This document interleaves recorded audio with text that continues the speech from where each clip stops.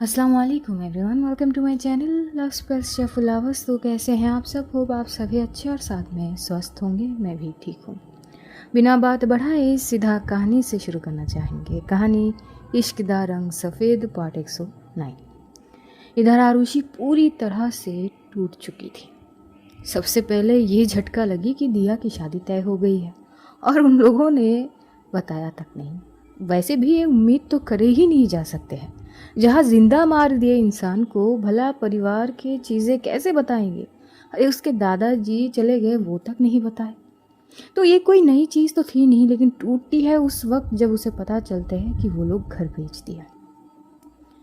वैसे इस घर से इतने सारे यादें हैं ना, बचपन से लेकर जब तक वो ना निकली थी तब तक के बचपन की यादें। वो खुद बड़ी हुई, दिया बड़ी हुई, हर एक यादें संजोट कर इस घर में हर एक दीवार मानो बातें कर रहे हो। लेकिन आज वो घर ही मानो एकदम से टूट से गए। ये घर अब उन लोगों का नहीं है, उसका खुद का नहीं है। बहुत मायूस थी माधवी, बहुत समझाती है और ये लोग वहाँ से जाने लगे थे। वो बस ड्राइव कर रही थी स्कूटी, बड़ी शांत सी थी और खो जाती है। बचपन से लेकर जितनी भी यादें हैं इस घर में, सब कुछ उसके आंखों के सामने आ रहे थे। वो बस ठूकते ठूकते बची थी। माधवी तो एकदम से चीख पड़ती है, आरुषि जी संभल के। और वो बस जैसे तैसे माधवी, और क्योंकि माधवी के गोद में अभी था, उन दोनों के सुरक्षा की चीज़ें सोचते हुए वो बस जैसे तैसे स्कूटी को साइड में संभाल लेती है, हैंडल कर लेती है, अपने दोनों पैरों पे खड़ी हो जाती है। गिरने नहीं देती है, लेकिन हाँ उस चीज़ से उसके पैरों पे चोट लग चुके थे, क्योंकि वो बैलेंस बनाने में थोड़ी बहुत दिक्कत तो हो ही गए थे। माधवी खुद को संभाल लेती है और अभी को भी। और आरुषि बहुत ज़्यादा पैनिक हो चुकी थी। जैसे ही माधवी उतरती है, आरुषि फटाक से साइड होती है और जैसी वो साइड होती है स्कूटी गिर जाती है। उसकी एक पैर के साइड पे वो बैलेंस थी, कहा जा सकता है। अब वो आती है, उसकी आंखों में आंसू भरे हुए थे। वो माधवी को देखने लगती है, अभी को देखते। वो ठीक ठीक हो ना आप दोनों? हाँ, मुझे मुझे माफ़ कर दीजिए। वो पता नहीं। आप शांत हो जाइए। नहीं वो आप ठीक है ना? माधवी के पैरों को देखने लगती है, हाथ को देखती है, पूरा घूम के उसके इर्द गिर्द उसे देखने लगती है। माधवी समझ रही थी। अब वो आरुषि के हाथ थाम के बोलती कि क्या हो गई है? वो आप ठीक है ना सच में? माधवी बस आरुषि को देख रही थी। तभी वो बोलती कि आरुषि जी मेरी तरफ देखिए, मेरी आंखों में देखिए। तभी आरुषि देखती है। वो जब देखती है ना, उसकी आंखों से दो बूंद आंसू सिरकते हुए इसके गाल में आ जाती है। माधवी बस एक हाथ से जैसे तैसे अभी को संभालती है और दूसरे हाथ से वो आरुषि को अपनी करीब करते हुए उसकी आंखों से आंसू पोंछती है और उसे बहुत टाइटली हक करती है एक साइड से। शांत हो जाइए, अभी ठीक है और मैं भी ठीक हूँ, कुछ नहीं हुआ है हमें, कुछ नहीं, बस आप थोड़े से डिस्टर्ब हो गए थे। It's okay. नहीं इट्स नॉट ओके। कुछ भी हो सकते थे, अगर कुछ भी हो जाते तो। शांत, कुछ नहीं हुआ, चुप रहिए। थोड़ी देर बस वो आरुषि को ही शांत कर रही थी। थोड़ी देर बाद जब आरुषि पीछे होती है और बोलती कि पक्का पक्का ठीक है आप? हाँ कुछ हुआ नहीं? लगी तो नहीं? नहीं लगी है। इतना क्यों डर रही हैं आप? मैं जो कह रही हूँ मेरी बातों पे यकीन नहीं, विश्वास नहीं मुझ पर? नहीं ऐसी बात नहीं है, पर कुछ हो जाते तो। कुछ नहीं हुआ है, आप थे ना हमारे साथ, कुछ नहीं हुआ। इतना भी नहीं हुआ जितना आप रो रहे हैं, बस शांत रहिए। लेकिन अचानक माधवी की नज़र जाती है आरुषि की पैर पर, जहाँ से खून सिरकते हुए उसकी पैरों के नीचे से वो ज़मीन पर वो गिर रहे थे। जैसे ही माधवी ये देखती है वो घबरा सी जाती है। वो बोलती कि ये खून पैरों में लगी है आपकी? आरुषि एक बार देखती है पर वो अनदेखा कर देती है। उसके लिए बस फिक्र ये थी कि माधवी और अभी को कुछ ना हुई हो। उसको क्या हुई है वो फर्क नहीं पड़ती है। माधवी बोलती कि पैर पे चोट आई है क्या आपके? नहीं पता। तभी माधवी जो है वो बोलती है कि अभी को लीजिए। वो दे देती है उसके गोद में अभी को। अब वो थोड़ी सी झुक के उसकी पैंट को थोड़ी सी बस ऊपर की ओर करती तो भाई साहब छिल गए थे वहाँ पे चमड़ी। वो देख के वो घबरा सी जाती है। बोलती कि ये तो बहुत बड़ी है। कि क्या है, ध्यान कहाँ है आपकी? वो पता नहीं, कुछ नहीं हुआ, थोड़ी सी है। क्या थोड़ी सी है? इतना खून बह रहा है। माधवी के पास एक रुमाल थी, बस जैसे तैसे वो रुमाल से वहाँ पे बड़ी टाइटली बांध देती है। अब वो बोलती कि एक काम करिए, अब अभी को संभल के लीजिए और मैं स्कूटी चला रही हूँ। आरुषि एक लुक पास करती है। आप चला लेंगे? इतने अच्छे से तो सिखाया आपने, भरोसा नहीं है मुझ पर? आपने सिखाया, अच्छी ही चलाऊंगी। चुप से बैठिए और कस के पकड़ के बैठिए। माधवी बस जैसे तैसे अपनी साड़ी को ठीक ठाक करते हुए वो बैठती है और फिर आरुषि उसके पीछे, और फिर वहाँ से ये लोग आगे की ओर बढ़ जाती है। माधवी बहुत कंसर्न के वे में आरुषि को बार बार पूछ रही थी, चक्कर तो नहीं आ रही है ना? ठीक लग रही है आपको? हर थोड़ी देर में। तभी आरुषि बोलती है मैं ठीक हूँ, आप ना सामने देख कर चलाइए, मतलब एक तो नए ड्राइवर है आप। तभी माधवी बोलती कि मजाक सोच रही है आपको? हाँ, एक तो खुद की पैरों की हालत ऐसे करके आप मस्ती सोच रहे हैं आपको?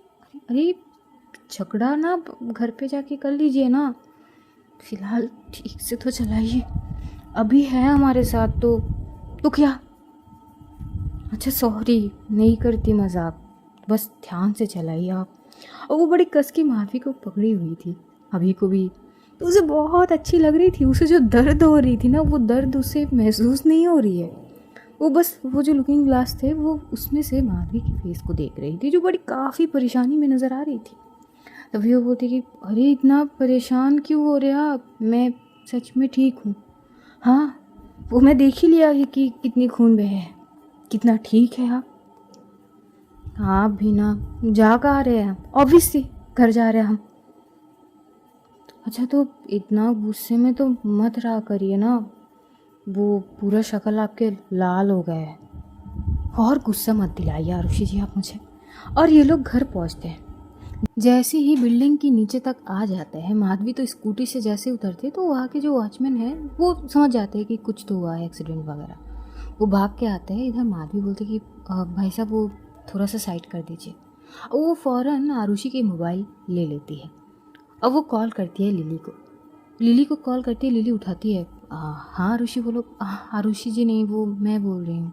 माधवी, हाँ क्या बात है, आज मेरी याद आ गई?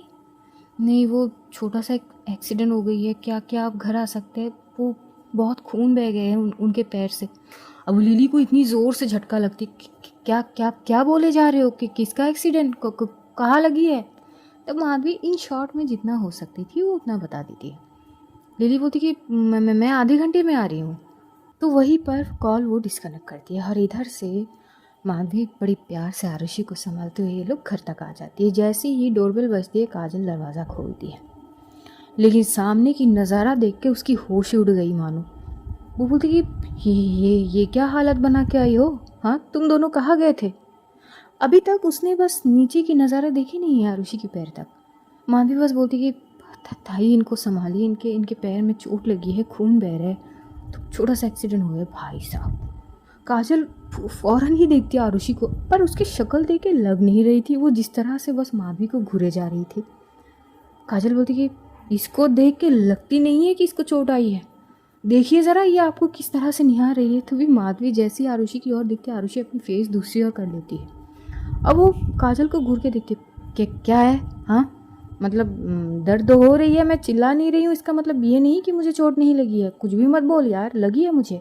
अच्छा, हरकतें तो तेरी कुछ अलग ही आ रही है। तभी काजल उसे एक तरफ से पकड़ लेती है शोल्डर से और उसे घर के अंदर तक ले आते हैं। राजीव घर पे था नहीं। काजल जैसे तैसे उसे साइड में ही सोफे पर बैठा देती है और वो देखने लगती है कहाँ लगी है। जैसे ही थोड़ी सी पैर की तरफ देखती है तो जो रुमाल बांधी थी ना माधवी ने, वो पूरी खून से भीग चुका था। और ये देखते हुए काजल शॉक हो जाती है और वो घूरते हुए देखती है आरुषि को। थोड़ी सी लगी है? ये रुमाल पूरा खूना खून हो गई है और तू थोड़ी सी कह रही है? तू इंसान ही है ना, दर्द होती है तुझे? और वो वहाँ पे टच करने लगती। तभी आरुषि बोलती है आउच, ये क्या मजाक है यार? हाँ तो तू ऐसे शक्ल बना के बैठी है तो मैं कंफ्यूज हूँ कि सच में तुझे लगी है कि क्या है। यार मेरा ही पैर है, खून भी मेरे ही बह रहा है। लगी भी मुझे ही है। हाँ हाँ, समझ गई समझ गई। वही नहीं, वैसे डॉक्टर के पास जाने थे ना। थाई वो लिली को कॉल करी है, वो बस आती होंगी। और यहाँ पर जो माधवी थी वो अभी को एक साइड पे रखते हुए भाग के जाती है, थोड़ी सी पानी लेके आती है, आरुषि को पानी देती है, वो पानी पीती है। पर शक्ल में ना एक अलग ही मायूसीपन थी, फिर भी वो मुस्कुरा रही थी। वो मुस्कुरा रही थी इसीलिए ताकि माधवी को तकलीफ ना हो। उसे इतना तो पता है कि चोट भले ही उसे लगी है पर दर्द माधवी को ज़रूर हो रही है। उसकी आंखें देख के वो बता सकती है।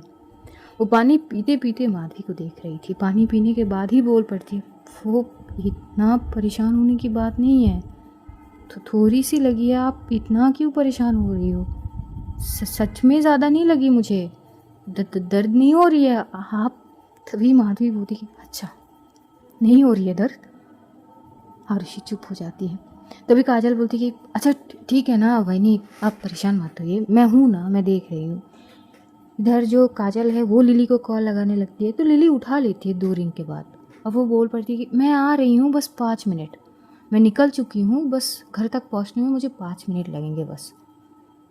और एक बार मुझे वो पिक्चर दिखाना कि क्या है उसके पैर की हालत, मैं देखकर शायद कुछ दवाई वगैरह लगे तो मैं ले आ सकती हूँ। काजल वही करती है, फ़ौरन एक पिक्चर लेते हुए वो भेज देती है लिली को। अब वो बैठती है आरुषि के पास और बोलती कि वैसे हुआ क्या है, कैसे हुआ ये सारी चीज़? तभी माधवी पूरी बात बताती है। आरुषि ऐसे पप्पी सा शक्ल बना के बैठी हुई थी और घूर घूर के माधवी को देख रही थी। माधवी थोड़ी तो गुस्से में आ चुकी थी। तभी काजल भी पॉज हो जाती है जब वो सुनती है वो घर भेज दिए गए हैं, वो लोग यहाँ पे नहीं रहते और दिया की शादी के बाद। अब उसे नहीं समझ आ रही थी कि वो आरुषि को क्या बोल के हौसला देगी। वो बस शांत थी, शब्द नहीं थे उसके पास। लगभग 10 मिनट बाद ही डोरबेल बजते हैं तो काजल भागते हुए आती है, दरवाज़ा खोलती है तो लिली अंदर आती है फर्स्ट एड बॉक्स लेकर। उसकी हालत देख के समझ आ जाती है कि बेचारी भागते भागते आई है। वो आती है और बोलती कि क्या क्या हो गई है, इतना सब कुछ हुआ कैसे है? तो भी काजल बोलती कि मैं बताती हूँ ना। अब बाकी के फिर से डिटेल्स वगैरह जो है काजल दे देती है लिली को। लिली ड्रेसिंग करते करते सारी बातें सुनती है और आखिर में एक इंजेक्शन भी दे देती है उसे ताकि कोई इन्फेक्शन वगैरह ना हो। कुछ दवाई दे देते हैं, पेन किलर्स वगैरह। और आज पूरा रेस्ट पे रहेगी ये खास करके कह देती है बस। आरुषि तो उसे बार बार टोक रही थी, यार थोड़ा क्या रेस्ट, मतलब इतू सी चोट के लिए। लेकिन जब माधवी ये सुन लेती है तो आरुषि को जो शक्ल दिखाती है ना, जो लुक पास करती है, क्या बोले आपने? अब वो नहीं, मैं तो बस बोल रही थी कि थोड़ी सी बस दर्द ही तो है। हाँ, तो लिली जी ने क्या कही? वो तो बोल रही थी कि आज रेस्ट पेपर ऑफिस गई तेल लेने। जान से ज़्यादा ऑफिस इम्पोर्टेंट नहीं है आपके? फ़िलहाल रेस्ट लेनी है तो मतलब रेस्ट ही लेनी है। बाकी मैंने शिवांगी जी को कॉल कर दी है, मैंने उनको बता दिया है कि क्या हुआ है। तभी आरुषि बोलती है अरे पर उनको बताने की क्या ज़रूरत थी? अरे माधवी जी, उनको बताने की क्या ज़रूरत थी? ठीक है मैं नहीं जाती ऑफिस, पर घर पे रह के कुछ तो नहीं, घर पे रहकर भी आप काम नहीं करेंगे। जाइए और बिस्तर पे जाके आराम से लेट जाइए, आपका पूरा दिन में और कोई भी काम नहीं है। खाने के टाइम पे मैं खाना खुद लेके आऊँगी आपके पास और खिला दूँगी, साथ में दवाई भी। अरे पर इतना जागती भी मत करिए, मतलब देखिए मुझ बेचारी को। बेचारी? आपकी हरकतों से कतई भी नहीं लगती है आप बेचारी है। काजल और लिली ये दोनों बैठे हुए तो बहुत मतलब मज़ा आ रहे थे ना इन दोनों को ऐसे बीवियों की तरह लड़ते हुए देखकर। बस काजल तो बस बोलती कि अरे यार पॉपकॉर्न की कमी थी, बस मज़ा आ रही है, मैं तो ये शो पूरा दिन भर देख सकती हूँ। तभी लिली घूरते बोलती कि मतलब क्या हो यार तुम? हाँ, आरुषि की हालत, अरे यार तो हम क्या करें इसमें? उसने खुद ही जाके अपने पैर ठुकी है, हमने क्या बोली है कि जाके पैर ठुका के आ। अब रेस्ट करने थे पर उसको तो ऑफिस जाने थे। इधर आर्गूमेंट चल ही रहे थे तभी आरुषि बोलती कि चलिए ठीक है मैं हार मान गई, मैं नहीं कर सकती इतनी बहस आपसे। और इतना प्यारी सी शक्ल है, गुस्से में भी इतनी प्यार आ रही है अब में, मैं कहूँ तो क्या कहूँ कुछ। माधवी फौरन ही चुप हो जाती है। अब ऐसे में वो क्या ही भला कह सकती है। वो बोलती कि चलिए आप कमरे में। वो आरुषि को एक हाथ से संभालती है और लिली तभी जो है हैंड वॉश करके आती है और अभी को गोद में ले लेती है। माधवी जाती है और आरुषि को बेड पर लेटा देती है। आरुषि बोलती है कि पर पूरा दिन ऐसे बेड पे लेटे रहने का क्या क्या मतलब है? मतलब मैं ऑफिस का काम घर पे तो आराम से कर सकती हूँ, मैं लेटे लेटे कर लूँगी। ना लेटे लेटे करनी है ना बैठे। आराम करने का मतलब सिर्फ और सिर्फ आराम ही करनी है। ये क्या आराम है? मतलब मैं बोर हो जाऊँगी। अच्छा ठीक है ना, आराम ही करना है ना मुझे, तो आप आ जाइए ना मेरे साथ, मतलब कंपनी मिल जाएगी। शर्म तो आती नहीं है आपको? कुछ तो सोच लिया करिए। अरे इसमें शर्म क्या? मैं क्या आपको रोमांस करने के लिए कह रही हूँ क्या मेरे साथ? बस मुझे कंपनी देने के लिए कह रही हूँ। मतलब मैं अकेले अकेले बेड पे सो के करूँगी क्या? ये आपको ठुकने से पहले सोचने चाहिए थे। और ये बोलते हुए वो उसके ऊपर एक ब्लैंकेट ओढ़ते हुए चली जाती है। आरुषि बस उसे जाते हुए देख रही थी। वो जाती है और लिली और काजल के लिए जो चाय करी थी थोड़ी बहुत चाय देती है और बात कर रहे थे। लिली दवाई देती है कि इसको बस खाने के बाद ये दवाई लेनी है और रात को भी, बस 2 वक्त का दवाई दिया है। वो जो पेन होगी उससे वो कम हो जाएगी। और ध्यान रखना कि बस आज के दिन प्रॉपर ये रेस्ट ले लेगी तो शायद ठीक हो जाएगी। और अगर कल थोड़ी बहुत पेन हो तो मैं एक बार आ जाऊंगी देखने के लिए। पर ये कितनी गुस्सा करती है पता है ना, और ऊपर से है तो ज़िद्दी ही। हाँ पर तुम्हारे आगे इसकी चलती कहाँ है? ये बात जैसी बोलती है माधवी थोड़ी ब्लश करने लगती है। तभी काजल बोलती है आय हाय वाहिनी, ये जो लाली चढ़ती है ना आपकी गाल पे, हाय आप जो इतनी खूबसूरत लगती हो ना इस वक्त। तभी माधवी बोलती है आप दोनों बस करेंगे? वो अपने पैर ठुकवा के आए हैं, आप दोनों यहाँ पे मज़े ले रहे हैं। अरे इतना परेशानी की बात नहीं है। तभी माधवी बैठते और बोलती है परेशानी की बात तो है, अभी के लिए शायद सिचुएशन हमारे हित में है, पर जो हुआ है वो आरुषि जी पर इफ़ेक्ट तो ज़रूर हुई है। और ये चाहकर भी हम ठीक नहीं कर सकते। शायद हमें उनके परिवार का पता लगाना चाहिए कि कहाँ पे है। अब घर का क्या करना है मुझे समझ नहीं आ रही है। मैं उनकी आंखों में वो दर्द देखी हूँ। उस गली से जितनी देर तक हम हटे नहीं ना, उनके आंखों से बस आंसू बहते गए। जब भी वो घर की तरफ मुड़ कर देखी उनके आंखों से आंसू गिरी है। मैं ये बर्दाश्त नहीं कर सकती ताई। कुछ नहीं कर सकते क्या हम? काजल चुप हो जाती है। तभी थोड़ी देर बाद काजल बोलती है एक बार राजीव आ जाए मैं उससे बात करूँगी, वो पता लगा सकता है कि अंकल आंटी कहाँ पे चले गए। मैं उससे बात कर लूँगी या फिर मैं थोड़ी देर बाद में कॉल करती हूँ। हाँ, और अब मैं तैयार हूँ उनके परिवार से बात करने के लिए। जैसे ही ये बात काजल और लिली सुनते वो दोनों चौंक जाते। लिली बोलती कि क्या क्या मतलब? शायद अब वक्त आ गई है कि आमने सामने बात करें। आप मैं उनकी मम्मी से नहीं मिली अभी तक। काजल बोलती कि हाँ वो तो नहीं मिले आपने, और उनके मम्मी से ही नहीं, आप तो शायद आरुषि के पापा से भी नहीं मिले। दिया से मिले, पूर्वा से मिले और उसके भाई से। तो वही आप मिल के कहेंगी क्या? कुछ नहीं ताई, बस इतना कहूँगी कि उन लोगों ने तो बहुत आसानी से अपनी बेटी को भुला दिया, जीते जी मार दिया, पर उनकी बेटी एक भी दिन ऐसा नहीं गई कि उनको याद नहीं किया। फिर चाहे वो कोई फेस्टिवल हो या कोई आम दिन, हर दिन अपनी आंखों को नम करी है उनके यादों में। वो मुझसे भला और कौन जान सकता है। इधर माधवी जो है वो बस ये बोलते बोलते थोड़ी चुप हो गई थी, क्योंकि माधवी के में जो परिवार की चीज़ें हैं वो भी तो ऐसे बिखरे हुए ही थे ना। अपनी माँ बाप को खोकर तो बस उसने अपनी ससुराल वालों को ही सब कुछ मान लिए था, और वहाँ से भी जब ठोकर मिली तो कुछ बचे ही नहीं थे। फिर तो बस उसके जीवन में आरुषि और ऐसे काजल ही थी। तू बहुत अच्छे से समझ सकती है वो दर्द, परिवार को खोने का दर्द क्या होता है। वो नहीं जानेगी तो कौन जानेगी। अगर आरुषि ना भी बताए ना अपनी मन में जो पीड़ा है वो, फिर भी माधवी पहचान लेती है। और आरुषि की आंखें नम होने से पहले माधवी की आंखें नम होती हैं। काजल बोलती है कि फिक्र मत कीजिए बहनी, पता कर लेंगे हम। इधर लिली की मोबाइल पे भी कॉल आने लगे थे, क्योंकि वो बहुत इम्पोर्टेंट चीज़ें छोड़ के आई थी। तभी लिली बोलती है अरे मैं भूल गई, मुझे जानी पड़ेगी। वो तो अचानक बोल दिया कि मैं कुछ कर नहीं पाई, फोकस मेरी बस आरुषि के ऊपर ही थी, तो जल्दबाजी में आ गई मैं। कुछ भी हो ना माधवी, मेरे नंबर पे कॉल कर लेना, मैं उठा लूँगी, चाहे कितनी भी बिजी रहूँ, ठीक है?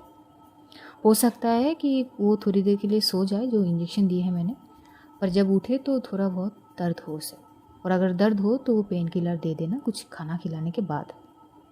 और ध्यान रखना कि वो ठीक से रेस्ट ले। हाँ हाँ, इसकी फिक्र मत करो तुम। हाँ हाँ, मुझे पूरी विश्वास है तुम्हारे ऊपर। और यही बोलते हुए वो अभी को काजल के गोद में देते हुए वहाँ से चली जाती है। जैसे ही इधर लिली जाने के लिए दरवाज़ा खोलती है कि सामने से मीरा और शिवांगी और साथ में तन्वी और अश्विन, ये चारों के चारों वहाँ पे खड़े देख के लिली चौंक जाते हैं। बोलती है अरे डरा दिया, हम तो बस कॉलिंग बेल देने ही जा रहे थे। अश्विन तो फटाक से अंदर आता है और वो बोलता है कि कैसी यार ऋषि, हाँ कैसे हुआ ये सारी चीज़, अभी पता चल रहा है मुझे। और वो तो भला हो कि मैं कुछ काम से शिवांगी मैडम के पास गई थी, वरना तो मुझे तो पता ही नहीं चलता। शांत रहो आप। वो अपने कमरे में है, उसके पैर पे थोड़ी सी चोट लगी है और बाहर रह के क्या बातें करनी है, आप लोग अंदर आ जाइए। अश्विन, मुझे बहुत ज़रूरी काम से जानी है, तुम रहो यहाँ पे, बाकी बातें बाद में कर लूँगी, मैं फ़िलहाल आती हूँ। और लिली निकल जाती है। इधर मीरा, शिवांगी के चेहरे पर अलग ही परेशानी थी, मीरा के भी। ये लोग फ़ौरन ही जाने लगे थे आरुषि की रूम में। और जो शिवांगी थी वो रूम के जो दरवाजे के साइड पे है वहाँ पर आके खड़ी हो जाती है। बस वो देखती है आरुषि जो उसने अपनी आंखें बंद करके रखी थी। तभी वो मीरा के हाथ पकड़ लेते, अब वो सो रही है शायद। यहाँ से ही थोड़ी देख सकते थे ये लोग, क्योंकि उसके पैरों के ऊपर वो ब्लैंकेट थे ही नहीं, उसने हटा दी थी, तो वहाँ पे बैंडेज लगे हुए थे, ये लोग देख चुके थे, जहाँ पर बैंडेज पर खून साफ साफ नजर आ रहे थे। मीरा थोड़ी बहुत ही पैनिक हो जाती है कि ज़्यादा तो नहीं लगे इसको। ये लोग बैठते हुए बातचीत करने लगे थे। शिवांगी एक बार पूछ रही थी, अश्विन पूछ रहा था और मीरा भी। काजल बोलती कि अरे आप तीनों चुप हो जाइए, अरे मतलब बोलने का तो मौका दीजिए। अश्विन चुप हो जाए यार। अरे यार घबरा गया था मैं, मेरे दिमाग एकदम सुन भर गया, अचानक क्या हुआ, हम तो बस उसी की इंतज़ार कर रहे थे, इम्पोर्टेंट मीटिंग थे। हाँ पता है, पर अचानक ये सारी चीज़ हो जाएगा किसे पता थे। तो फिर से सारा तामझाम अब काजल के सामने रखते कि कैसे क्या हुआ। मीरा बोलती कि ये लड़की भी ना, ये अंदर से इतना सॉफ्ट है ना कि कुछ भी चीज़ बहुत जल्दी अफेक्ट हो जाती है इसमें। बहुत दुखी होगी जब उसने ये सारी चीज़ जानी होगी, घर की चीज़ें। तभी माधवी बोलती है कि हाँ वो तो है। थोड़ी देर तक तो बातचीत होती ही रहती है, उसके बाद माधवी फिर से थोड़ी बहुत शरबत वगैरह इनको देते हैं। इधर शरबत वगैरह पीने के बाद मीरा, अश्विन और शिवांगी ये लोग आरुषि के कमरे में आते हैं। आरुषि मानो ज़बरदस्ती ही अपनी आंखों को बंद करके रखी थी और आंखें बंद करके ही वो मन में ही पता नहीं ऐसे कुछ तो बड़बड़ा रही थी। ऐसे क्या पूरी दिन, मतलब अरे 1 घंटे तक नहीं हुआ, अभी से मैं बोर हो गई, मैं पूरी दिन ऐसे बिस्तर पे कैसे लेटी रहूँ। माधवी जी बहुत गलत बात है। तभी मीरा बोलती कि नहीं इसमें कुछ गलत है ही नहीं। अभी आरुषि फटाक से आके खोल लेती और वो जैसी देखती इन सबको, वो उठ के बैठेगी उससे पहले ही एक तरफ से मीरा तो दूसरी तरफ से अश्विन, ये दोनों ही उसके शोल्डर पकड़ लेती कि कतई भी नहीं, चुप से लेटे रहो। शिवांगी को अचानक हंसी आ जाती पर वो अपनी हंसी को कंट्रोल कर लेती है। आरुषि बोलती ना ना, जले पे नमक छिड़काई दीजिए आप, और कुछ बचे तो है ही नहीं। बड़ी हंसी आ रही है ना आपको शिवांगी जी मुझ पर। नहीं नहीं आरुषि, मैं भला क्यों हंसूंगी, ना ना, आपकी आंखों में ना और ये चेहरे पे, भोले वाले चेहरे पे ना साफ साफ नज़र आ रही है, मेरे हालत पे हंस रहे हो ना आप। ऐसी बात नहीं आरुषि, जब तुम्हें आराम करने के लिए कहा गया है तुम उठ क्यों रहे हो। अरे कम से कम आप लोग आए हैं तो मैं ठीक से मिलूँ ना। तभी माधवी कमरे में आते, बिल्कुल भी नहीं यार, मतलब इतनी सख्त कैसे हो सकते हैं इंसान। तभी माधवी उसकी ओर घूर के देखती है। मीरा जो उसके पास थी उसके कान में बोलती कि तुमने बीवी ही ऐसे चुनी, इसमें हम लोगों का क्या कसूर। वैसे वो सही है, वैसे कायदे में देखा जाए तो। क्या दिया आप भी, मतलब पूरी दिन ऐसे बेड में थोड़ी ना मैं लेट सकती हूँ, मतलब मैं इंसान हूँ। हाँ हाँ, और तुम्हारी देखभाल के लिए वो जो कर रही है वो भी तो सही है ना। अब आरुषि चुप हो जाती है। तो ये लोग उसके आसपास ही बैठते हुए बातचीतों में व्यस्त हो जाते हैं। लगभग आधे घंटे तक तो ये लोग बातचीत ही करते हैं और इन लोगों को भी पता चलता है ना सारी चीज़ें। तो मीरा और शिवांगी दोनों ही आरुषि को समझाते कि आरुषि, अब गए हो घर वालों से मिलने के लिए, वहाँ पर जो भी हुआ, अब सारी चीज़ इतना अगर स्ट्रेस ले लोगी तो कैसे चलेगी। अचानक कुछ चीज़ जब होते हैं तो सबसे पहले सब्र की ज़रूरत है। थोड़ा सा सब्र करो, जो भी हुआ पता कर लेंगे, हम हैं ना साथ में। हाँ ठीक है, पर वो घर ऐसे कैसे बेच सकते हैं। इट्स ओके, कुछ ना कुछ तो वजह होगी ना, पता कर लेना। पर उससे पहले तुम्हें तो कम से कम ठीक रहनी होगी ना। पर वो हमारी मीटिंग, तभी आश्विन बोलती काहे का मीटिंग। हाँ, एक तो तुझसे अब ठीक से चली भी नहीं जाएगी, बड़ी आई मीटिंग के बारे में बात करने वाली। तभी आरुषि बोलती कि तू कुछ ज़्यादा नहीं बोल रहा है क्या। हाँ, इतना बोलने के लिए किसने कहा है तुझे, अपना मुंह बंद रख। अब इन लोगों को वापस भी जाने थे तो ज़्यादा देर तक तो रुकते नहीं हैं। आरुषि को ढेर सारी चीज़ें समझाकर मीरा और शिवांगी वहाँ से चले जाते हैं और उनके साथ साथ अश्विन भी चला जाता है। बेस्ट विशेष देकर और माधवी को भी समझाती है कि थोड़ा बहुत गुस्से को शांत करके चीज़ें करनी है। माधवी का तो वैसी ही थी, पर कभी कभी आरुषि को समझाने के लिए थोड़ी बहुत गुस्सा तो करनी ही पड़ती है, क्योंकि आरुषि थोड़ी ज़िद्दी भी तो है।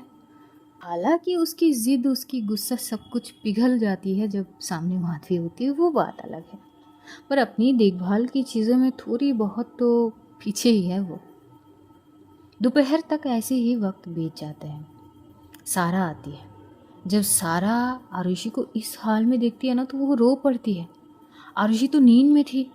सारा आते ही कमरे में जैसे ही देखती है वो इतनी ज़ोर से चीख पड़ती है कि आरुषि की आंखें खुल जाती है। बोलती कि अरे बच्चा बच्चा क्या हुआ आपको, ये क्या हो गया, आपको चोट कैसे लगे, ये सब कैसे हुआ, आपको दर्द हो रहा है क्या, क्या ऐसे हुआ, आई बड़ी के साथ ये कैसे हुआ, क्या किया बड़ी के साथ। इधर जो माधवी है वो देखिए, बच्चा आपके बड़ी तो हमारी बातें सुनते नहीं है ना, तो उन्होंने अपने पैर पे चोट लगा ली। अरे माधवी जी झूठ काहे बोल रहे हो, मैं क्या जानबूझ के थोड़ी ना चोट लगाई। बच्चा आप ना आई की बातें मत सुनो ना, और कुछ नहीं हुआ है, थोड़ा सा, मैं तो भाग भी सकती हूँ। तभी माधवी आंखें दिखाती, अच्छा भाग सकते हैं आप। नहीं नहीं नहीं बच्चा, भागने का मतलब मैं ठीक हूँ। सारा जाके उसके गले लग जाती है और बोलती कि पक्की बात आप ठीक हो ना, पक्की बात बच्चा, पक्की बात, आपकी बड़ी बिल्कुल ठीक है। वैसी ही होती है माधवी, उसकी चेंज वगैरह करा देती है, फ्रेश करा देती है उसे। अब बारी आती है लंच की। तो जब लंच के वक्त होते हैं वैसे ही माधवी ने सारा को पहले ही खिला दी थी। अब वो बच्ची है, इधर उधर भागते हुए कहीं आरुषि को लग ना जाए, ये बात की ध्यान रखते हुए वो सारा को बोल देती कि बच्चा आपकी बड़ी आराम कर रहे हैं ना, तो अगर आप भागोगी और अचानक बड़ी के साथ टकरा गए तो उनको दर्द होगी ना। हाँ आई, मैं नहीं भागूंगी ना। हाँ भाग दो, नहीं करनी, कोई मस्ती मजाक नहीं करनी है, ठीक है, मैं बड़ी का ध्यान रखूंगी। यही तो चाहिए, बस यही ध्यान रखनी है। लेकिन तभी काजल आती है और वो सारा को अपने साथ अपने कमरे में लेके आती है। कोई बात नहीं बहनी, मैं हूँ ना, सारा आज अपने अत्या के साथ रहेगी, आप उसका ध्यान रख लीजिए, और अभी भी तो है। और यही बोलते हैं इधर तो माधवी अभी तक खाना खा ही नहीं थी। वो आरुषि के लिए खाना जो है वो प्लेट में लेकर कमरे में आती है। आरुषि जैसे तैसे थोड़ी सी उठकर बैठी थी। जैसे ही माधवी को देखती है वो बस धड़ाम से बेड पे लेटने ही जा रही थी, तो बेड के जो सामने की वो उस साइड पे है वहाँ पे थोड़ी सी उसकी सर टकरा जाती है। तो भी माधवी बोलती है कि क्या कर रहे हैं आप। वो ना मैं थोड़ी देर के लिए उठ के बैठी थी। तो जब उठ के बैठी थी तो फिर से लेटने की क्या ज़रूरत थी। हाँ तो आप ही आते मेरे ऊपर चिल्लाते, ऐसा कुछ नहीं है। अब वो प्लेट को साइड में रखते हुए आरुषि को ठीक से बैठा देती है। वो उसके पास बैठती है, खुद के हाथों से रोटी टूटते हुए उसकी ओर करती है। आरुषि बड़ी प्यार से पप्पी सी शक्ल बना के बोलती कि नाराज़ है, नहीं, गुस्सा हो, नहीं, तो ऐसे गुस्से में क्यों बात कर रहे हो आप। आरुषि जी खाना खा लीजिए, दवाई भी देनी है आपको, तो फिर प्यार से बोलिए। माधवी फिर से एक लुक देती है, आरुषि बोलती कि अच्छा ठीक है ना, अच्छा चलिए ठीक है, मान लेती हूँ मेरी गलती है, मैं डिस्टर्ब हो गई थी, तो आगे से कभी नहीं होगी। दोनों हाथ पकड़ ली ना कान, अब माफ़ कर दीजिए। और वो पकड़ती है अपनी दोनों हाथों से कान। तभी माधवी बोलती कि ठीक है, ध्यान रखिए आगे। और बड़ी प्यार से उसे खिला रही थी। अरे आरुषि को मानो फिर से प्यार हो रही थी। वैसे तो लोग कहते हैं कि धीरे धीरे वक्त के साथ प्यार बदलते हैं, पर ऐसा नहीं होता है। ऐसे लग रहे थे कि आरुषि को हर रोज़ाना, हर रोज़ थोड़ा थोड़ा करके प्यार बस पड़ रहे हैं माधवी के लिए। वो हर रोज़ मानो माधवी की प्यार में गिर रही है, रोज़ाना थोड़ा थोड़ा बढ़ती जा रही है। इतनी प्यार से वो माधवी को देख रही थी ना, इतनी प्यारी लग रही थी माधवी उस वक्त, कंसर्न के वे में, बड़ी फिक्र में, थोड़ी बहुत टेंस उसके चेहरे पे थी। और वो प्यार से उसे बड़ी सावधानी से खिला रही थी, जिस तरह से वो खा रही थी और उसको देख रही थी। तभी अचानक माधवी बोलती कि ऐसे मुझे देखते हुए खाएंगे तो गले में अटक जाएंगे। तभी आरुषि खांसने लगती है। माधवी बोली देखा, बोली नहीं कि हो गई। अरे तो अब तक तो ठीक से खा ही रही थी, जब आपने बोला तो तभी। हाँ तो खाने पे ध्यान दीजिए, मुझ पे नहीं। अब मेरा सब कुछ तो आप ही हो ना, आपके अलावा ध्यान कहीं और कहा जा सकती है।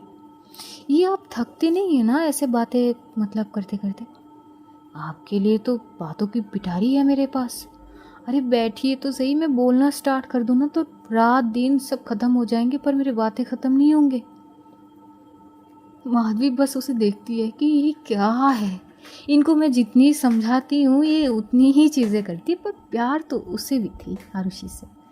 भले ही वो कितना भी मना करती हो, पर मन में मिठास तो उसके भी भर रहे थे। इन सारी बातों से वो भी फिसल रही थी, वो ब्लश कर रही थी, पर थोड़ी बहुत फिलहाल ध्यान रखना ज़रूरी थी, तो बस वो वही कर रही थी। तभी आरुषि बोलती कि पूरा खाना तो मुझे खिला दे। आई मीन एक बात कहूँ मैं, चोट तो मेरे पैर पे लगी है, हाथ में नहीं, मतलब मैं तो अपने हाथ से खा सकती हूँ ना। तभी माधवी बोलती कि अच्छा लीजिए, फिर खा लीजिए, गलती हो गई कि मैं अपनी हाथों से आपको खिला। अरे मेरा मेरा मतलब वो नहीं था। अरे आप अरे कहाँ जा रही है आप? माधवी खड़ी हो गई थी। तभी आरुषि बोलती अरे मैं तो कुछ और बोल रही थी, आप सुनिए तो सही मेरा बोलने का मतलब। लेकिन तब तक माधवी रुकती तब ना, वो तो चली ही जाती है। आरुषि अपने सर पे हाथ मारती कि यार दुश्मन की क्या ज़रूरत है, मैं तो हूँ ही ना। क्या आरुषि, मतलब अच्छे खासे मोमेंट चल रहे थे, मैंने अपनी हाथों से बिगाड़ी सारी चीज़। माधवी जी वो सुनिए ना, गलती हो गई। अरे सच में मेरे हाथ में दर्द हो रहा है, मैं मुझे भूख लगी है, पेट नहीं भरी मरी। क्या कैसे बुलाऊंगी, तो नाराज़ हो गई चली। अरे मेरे हाथ में भी लगने थे ना, इतनी प्यार से खिला रही थी, खा नहीं सकती थी तू? बढ़िया ही मुंह खोलने के लिए चली गई ना। अरे कैसे बुलाऊं? लेकिन तभी माधवी आती है। अब वो आते हुए एक लुक देती है, तभी आरुषि होती अब मेरा वो मतलब नहीं थी। माधवी आके फिर से अपनी जगह पर बैठ जाती है। एक्चुअली रोटी ख़त्म हो गए थे तो रोटी लाने गई थी। अब वो बोलती है कि हो गई आपकी, अब चुप से खाना खाइए और एक और वर्ड नहीं सुनूंगी मैं। वो अपनी मुंह पे एक उंगली रख लेती है। तभी माधवी बोलती है खाना कैसे खिलाऊंगी मैं? सॉरी, वो हाथ हटाती है तो खिलाती है। तभी आरुषि बोलती कि वो मैं खिला सकती हूँ क्या? माधवी कुछ नहीं कहती है, बस आरुषि को तो यही चाहिए। वो फटाक से वहाँ से रोटी को तोड़ते हुए माधवी को भी खिला रही थी। ये दोनों इतना प्यारे लग रहे थे ना। काजल जब देखती है ना तो उसकी पूरी मन भर जाती है इन दोनों को देख के। अगली कुछ बताने आई थी वो माधवी को, पर वो वापस चली गई।